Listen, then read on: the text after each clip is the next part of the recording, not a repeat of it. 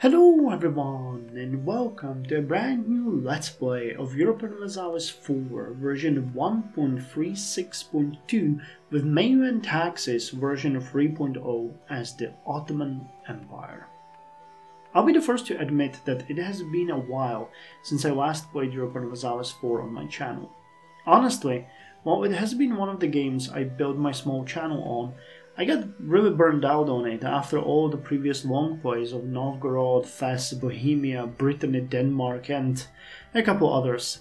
But now that I finished the Japanese playthroughs of Hearts of Fire IV, I got my eyes on another target, the Ottomans. And as I did with Germany, I wanted to play it in the Great War mode, then, based on the result of it, move to Turkey in Black Ice or to reinvigorated Ottoman Empire in Kaiserreich. But it got me thinking, why not do a truly grand campaign?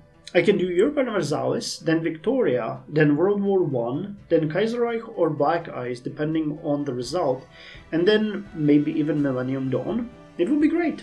And it is going to be a long trip with a lot of different scenarios and challenges. See, in EU4, Ottomans will have their grand age. We will rise and conquer and maintain and grow, especially in the beginning. In Victoria, it's already going to be a completely different scenario.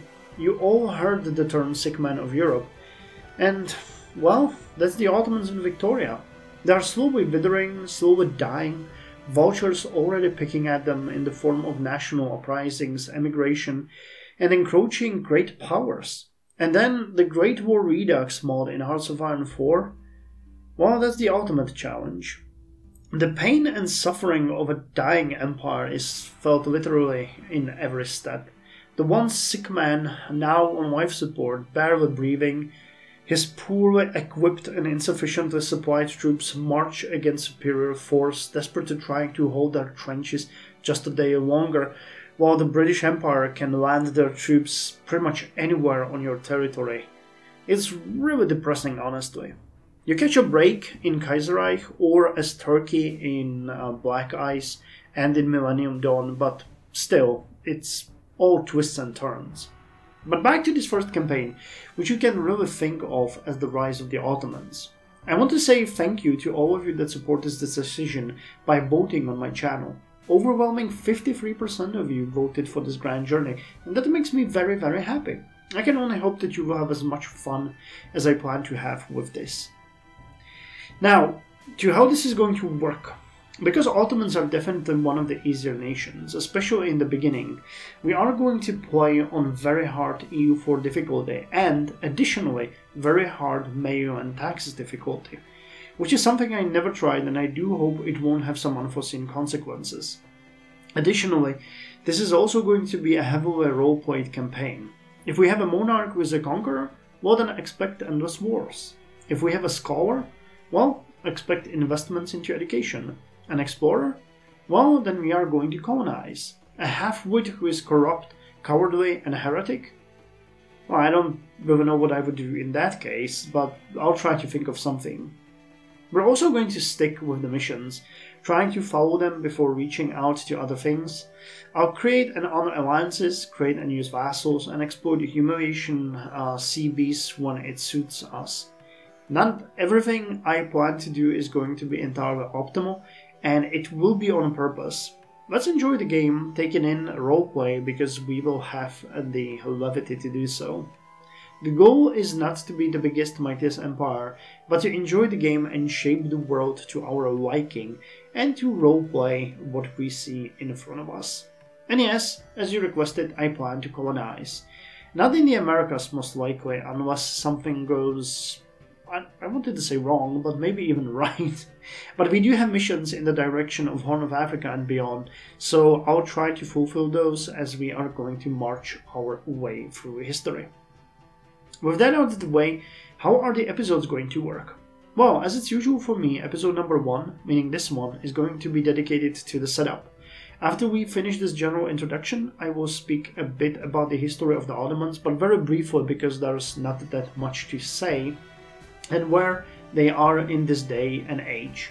Then we are going to jump into the game, and I will try to explain why I consider MEIOU and Taxes the best mod ever, what is different in comparison to the vanilla game, and how some of the mechanics works. I know I did this a couple of times already, so feel free to skip it if you're familiar with the mod. Episode number 2 is coming right after this one, so you can jump over there. But for those of you that aren't familiar with the mod, I believe it of benefit. I won't get into too much detail, but if you are not familiar with this beast of a mod, I'll explain enough that you can follow what is going on as we play, and then we get into more details once we have to tackle some of the mechanics. I mean, I'm gonna explain, for example, the population, and we're gonna look a bit more at it once the plague comes or pillaging happens or stuff like that.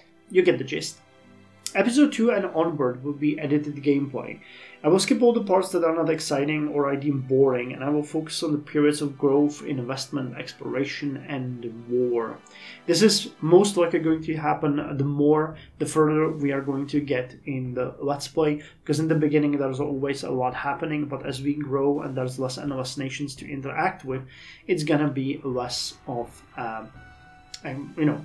there's less happening that I would consider important. I also plan to create special update episodes that are going to be connected to the deaths of our kings, or actually in this case sultans, because MEIOU and Taxes allows us to do a sort of a review of what happened during certain time periods, and I would like to see how our population grow, how much more money we're making, how our army is growing.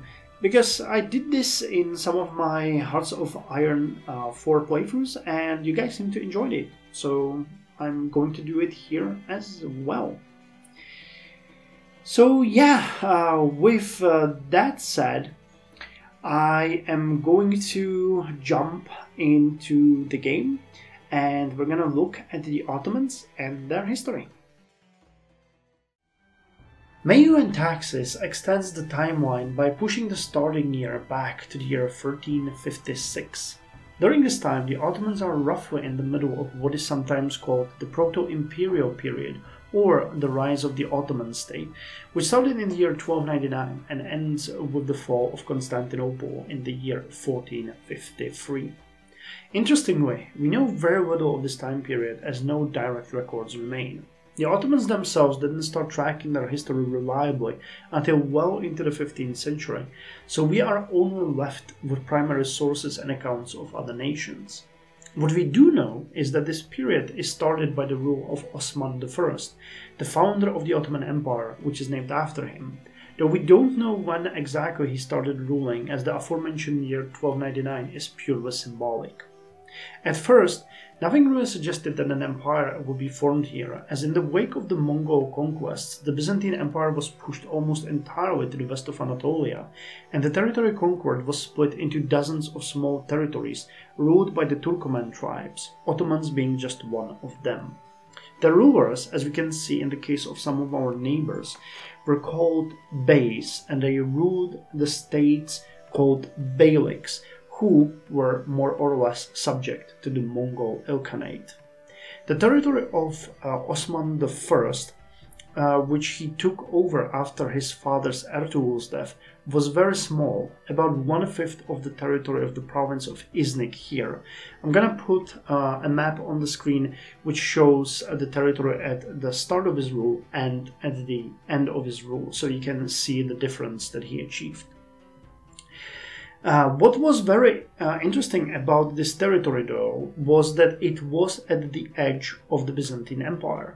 Osman, apart from being a skilled leader, seemed to be a great tactician and warrior, and his raids into the neighboring rich territories brought him first money, later fame, and eventually even territory. All of the tries to stop him and contain him made the situation only worse, and by his death around the year 1324, his territory grew extensively, as did his military power, as many of the Turkoman soldiers from the neighboring territories flocked to him to take part in the pillaging and conquest. His son, Orhan, who took power after him, continued the conquest to the extent of the territory we see here, at the start of the game, as he is still our ruler at the start of the game, though he is very old and will probably die soon. Historically, he died in 1362, though he is rumored to be severely ill for quite some time already. Under the rule of Orhan, the Ottomans gained Bursa in 1326, which is located over here, which was their first major city, and they made it their capital, which led to several other conquests shortly after, extending their control of western Anatolia. The Ilkhanate that originally held the Turks of Anatolia under its power has by this time already pretty severely disintegrated, and thus the Ottomans were allowed to extend their power and influence over Anatolia, or Western Anatolia in this case. By 1352, their power grew so much that they actually started raiding the territory of Gallipoli here, and by 1354 they conquered it and added it to their empire, which finally opened the gates for them to start extending into Europe. As the game starts just 2 years after the conquest of Gallipoli, we will have to shape the following steps ourselves, but it is worth noting that even in the actual history of the Ottomans, by the year 1389, the Ottomans already battled at the fields of Kosovo, which is all the way over here. So it is definitely a rapid expansion both in the game and outside of it. Now, with that said, I think we can actually set up the game and jump into it. There really isn't that much more to be said about this time. If you're interested in more information, just let me know in the comments. I would be happy to discuss it with you. Especially if you're Turkish, I would like to know if you have some interesting tidbits of information that you were taught about this area. I'm not Turkish myself, so all I learned was at the university and from various other sources. So, for now, let's just go through the game options. We are going to... Wait, not the game options, the options. It always confuses me that they named it this way. So, the world difficulty is going to be very hard. That is a given for us. There will be no lucky nations, because the Ottomans are actually one of those, and I don't want to have them in the game. We could definitely put it on random as well, but I still like the world to be a little bit more evened out. The rest of the changes is, or the rest of the settings is really not going to influence us that much, nor will multiplayer or the custom setup, so we can safely ignore that. Really, the most important things is the difficulty and the lucky nations over here. So with that said, I'm going to select the Ottomans.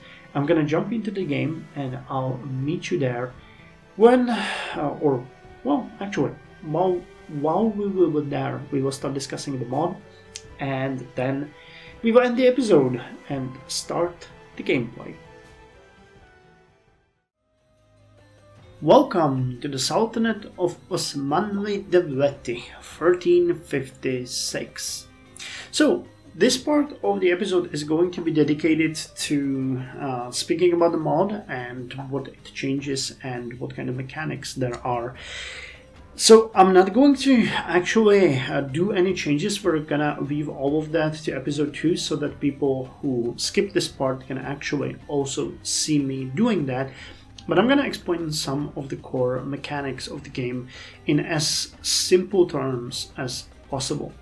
However, we have to read the screen because I need to get through it to the actual game. So let's just see what the game says. The Ottomans in 1356 are a regional power in the process of securing control over Anatolia and the Balkans.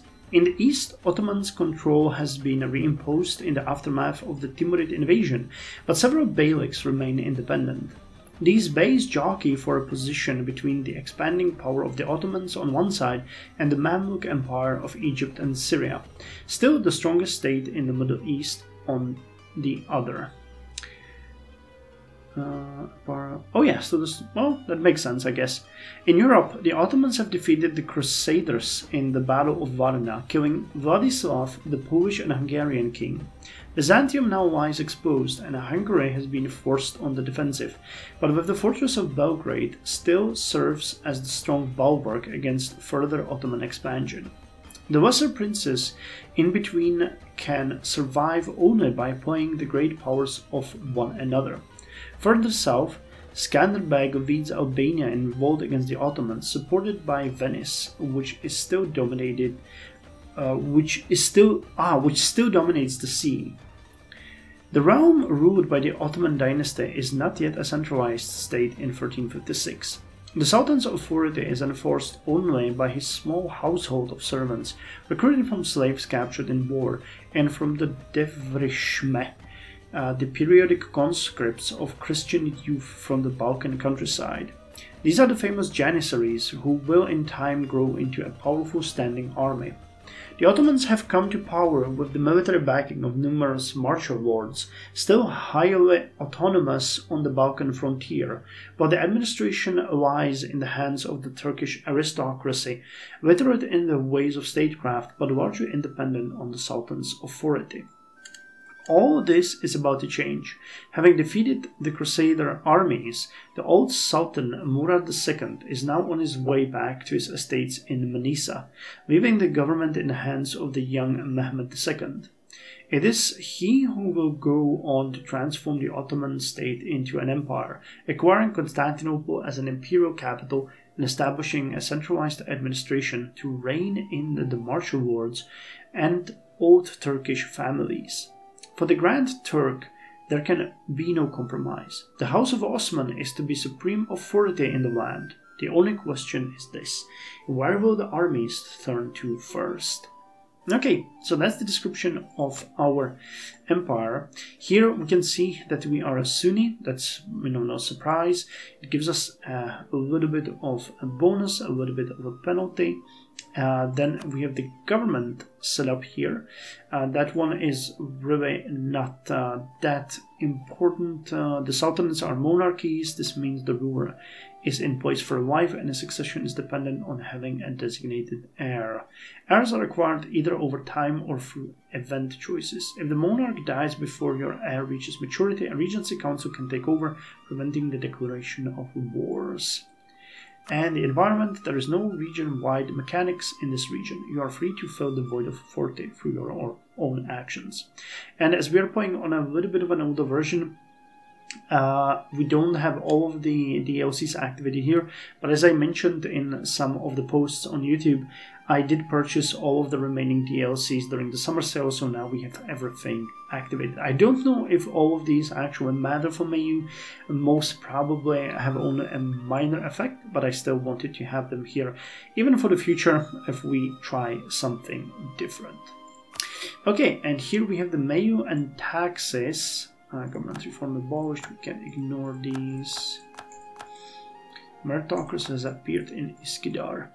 So, MEIOU and Taxes 3.0 Path to Modernity is an EU4 total conversion mod brought to you by Gigau, KJH, FireKahuna, Vinefin, Justice Fighter, Beorsferth, Harmay, Mepper, and so many others in the whole MEIOU and Taxes team. I apologize for not reading all of them, but I'm butchering the names already. Thanks for downloading our mod. Whether you've played the mod before or are totally new, we really hope you enjoy your experience. So, in this event we can select a difficulty level and additional formable tags. So, what we're gonna do here is we're gonna go with very hard difficulty, which has quite a lot of extra effects on us, on top of the penalties that we're getting from the very hard EU4 difficulty. So, stability cost modifier is lowered by 20%, merchant gain from trade centers is lowered by 33%, material cost for projects is increased by 10%, labor cost for project is increased by 10%, provincial corruption from elites is increased by 10%, autonomy from elites is increased by 20%, base welfare is lowered by 1, that's the big one, and mana cost for tax is increased by 20%. Okay, well that's not great. And for mobile tax, we're gonna go with which one? For a few tags more. Okay, so we're gonna go for a few tags more, I guess. As the following for mobile nations: Turkish Empire, Anglo French Union, Gupta, Latin Empire, Illyria. Yeah, we're gonna go with the few tags more. And for mobile tags, culture conversion, speed gameplay. Yeah, okay.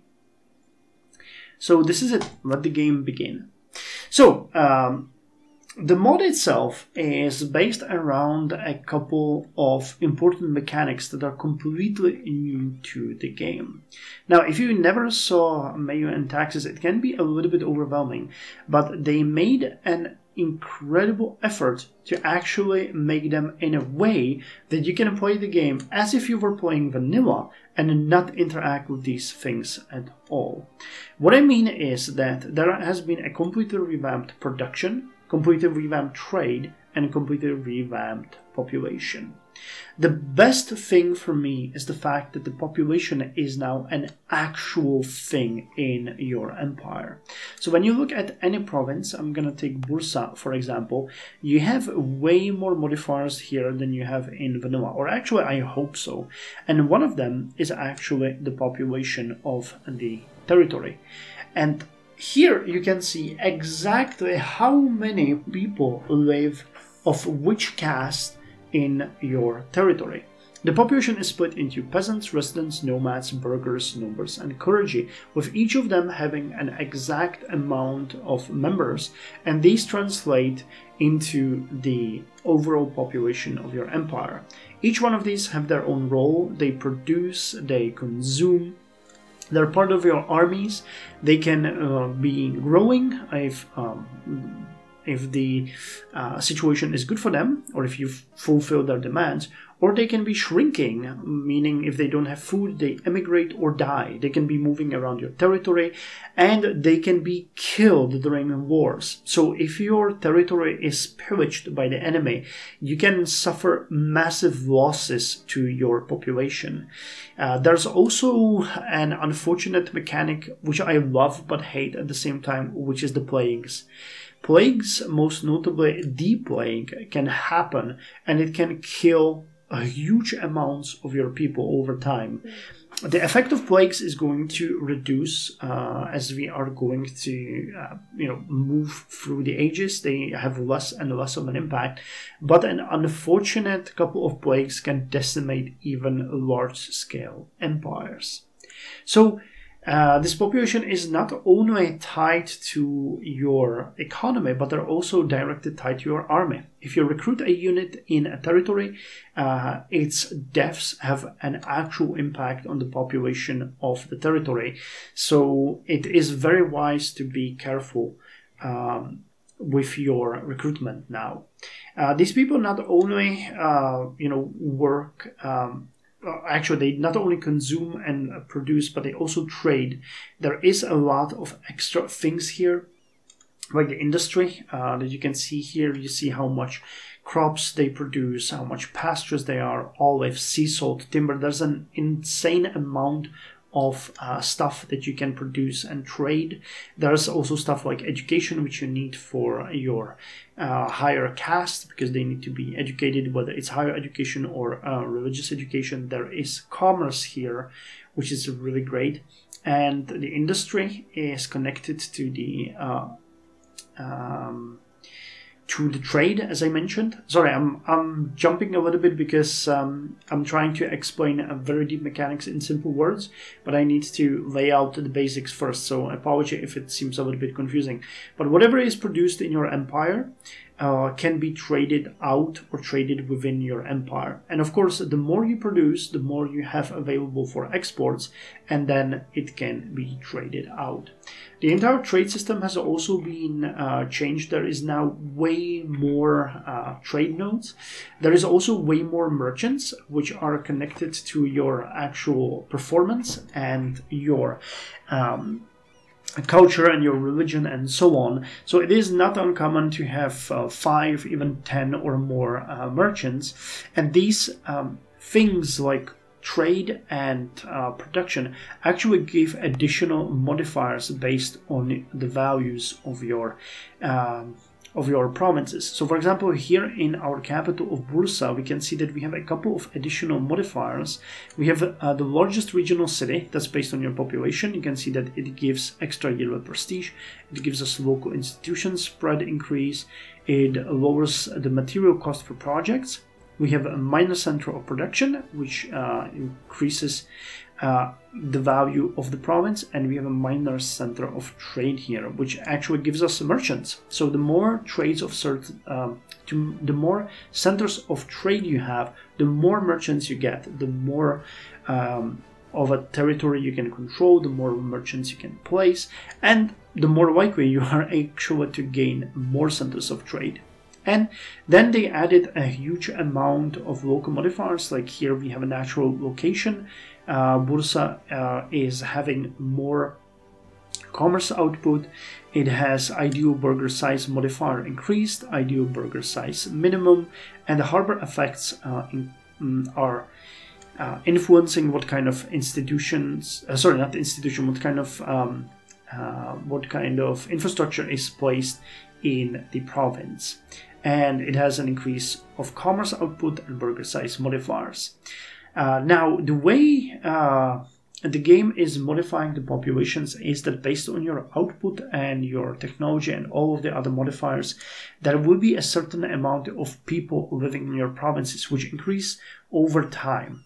So there is never like a massive burst of population, but the population should gradually increase or gradually decrease depending on the situation that you create in your empire through your rule.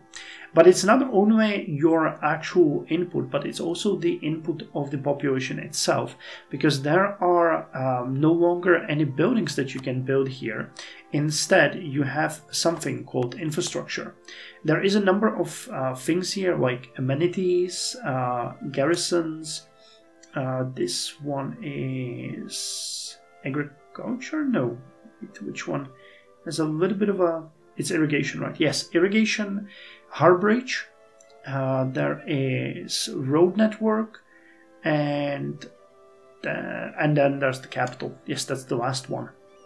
Now these ones are or can be seen more as a project than, or a general state of the province than actual single building. I mean, in EU4 itself, it was also seen more as a generalized thing and not a single building, but here it is definitely not a single thing. Now these things that you can see in here, for example, we have a fishing harbor here, we have a garrison of rank 2, and we have amenities rank 1.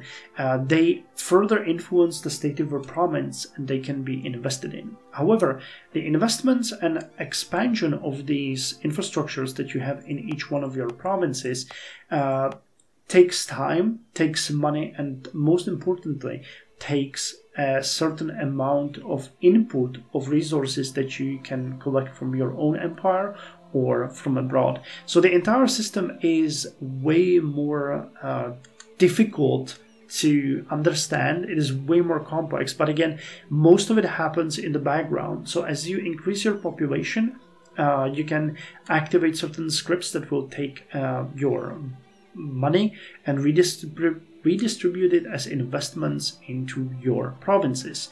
However, it is very good idea to increase, for example, the road network, which improves communication, because autonomy is now most dependent on the speed with which you can send envoys from your capital to the edge of your empire. So you will always see the lowest autonomy in and around your capital, with an increase as you travel further. It is really not unheard of to see extreme amounts of autonomy in various places. For example, if we take this place, Hindustan, as an actual example, I think we should be able to see local autonomy here. Yes, so you can see that in the central area we have an autonomy of around 33%. That's actually in the capital. And as you reach out, you are reaching autonomy of 100% pretty soon. And thus, these entire swathes of land bring very little to the empire as a whole. This is a mechanic that is primarily, in my opinion, targeted to, or primarily created to target blobbing and extensive fast growth, because it takes time to actually build up a communication network, and you will need a lot of technology and investment to lower it. But it also simulates the grasp with which you can influence certain areas. So areas with very high autonomy are pretty much completely dependent on the aristocracy or the clergy or burghers, whoever rules there. Which brings me to the next thing that is very important and is completely new in MEIOU and Taxes, and that's the states and elites. You have your centralized government, which controls the empire, but the local and state elites play a big role in your empire as well, and you need to deal with them. You can use them to give you a vast amount of benefits if you court them and have good relations with them, but also they can be a living hell if you make them angry or they downright turn against you. Now, each of the elites have a loyalty and power and corruption, meaning that they will either support you, work against you, they will work for their own interest, and their value of corruption actually shows how much they embezzle in very short term from you. This is very simplified, but it is how it is. So each one of these have their own power struggles. They take away parts of your income. They make sure that they grow their own power. They have their own investment, their own not territory, but they have their own share of wealth in the provinces. So they can be powerful, they can be very rich, and they can further invest to increase their power. So they're not always bad. They're like a semi-autonomous parts of your empire. You will see me talk about them a lot because we need to deal with them. There is something called privileges. They have certain values here that you can see in these areas, and depending on these values, they have different relations with you. So for example, here we can see that the burghers have a complete legal wilderness when it comes to their commerce, which means that their size is very much lowered by 5%. The commerce production is lowered by 20%, and the base consultation is lowered by 1. We could turn this down, and we definitely will, because burghers are one of the estates that you want to empower because they create a lot of wealth for you. But establishing different privileges is a tricky thing. It has a lot of demand. It can lower your stability. It can turn your estates against you. It lowers various modifiers for you, and it's not always just downright better. It can be a two-edged sword. For example, if you have a very simplified example, but if you have very powerful nobility, you will, in essence, have very cheap armies, very large armies, because they will support you. They can field a lot of troops under your banner, and they can support you in your expansion. Very weak nobility means that your peasants will flourish. You will have probably more commerce. You will have a more stable empire. But on the other hand, your armies will be much weaker, and if not weaker, they will be way more expensive, because you have to basically fund them from the bottom to the top all yourself. So it's not always just so simple as to say that you want your estates to be as weak as possible. In many cases you do, but in many cases you don't. So again, we're not gonna get that much into the actual estates interaction right now, but just remember, because we're gonna be dealing with them a lot during the playthrough, that they play a large role in our empire, and we will eventually have to decide what we're gonna do with them. I definitely want to empower the burghers, I want to cower the nobility, and I want to make sure that the bureaucracy, which is actually sort of representing the state itself, but as a different entity. It's not you, it's the people that work for you. They should be as powerful as possible. And we see here that they're not exactly bad, they're not exactly good. There is quite a lot that we could change here. Now, as I said, there's the bureaucracy, which is you, nobility, burghers, and clergy. There's also the tribes, but tribes are a little bit of a special thing. They're mostly in less developed territories, and from my experience and opinion, it is best to get rid of them as fast as possible, or if you can't get rid of them completely, just lower their power as much as possible. Now, that's the population, the estates, the way the game is modeling those. And I'm wondering if there is any other major change. I mean, this is actually the biggest change, because the entire underlying development of your provinces is just reworked completely. You have, as I mentioned, actual population that you need to look after, also their well-being, make sure that they have everything they have, that they have everything they desire, and then they will make you happy. Now, very nice example, for example, would be Constantinople, where you can see that this is a minor center of learning, so it's getting bonuses, but it's the largest city on the subcontinent. It is an important center of trade, and it is an important center of production. So whoever controls Constantinople is getting quite a lot of money from that single province. So it is no longer actually abstract. It is extremely detailed, and you can jump into it as much as you want. On the other hand, you don't have to. If you don't want to deal with these new mechanics, you don't want to, the game is going to simulate it itself. But it's great. I really like it, and I really want to play with it as much as possible. I haven't done that in a while, so I'll be a little bit rusty on all of the details, but I really like looking at our provinces, looking at what they do, how they work, what they produce, and if their population is growing. You can actually easily select all of your provinces. Wait, where is it here? Decisions.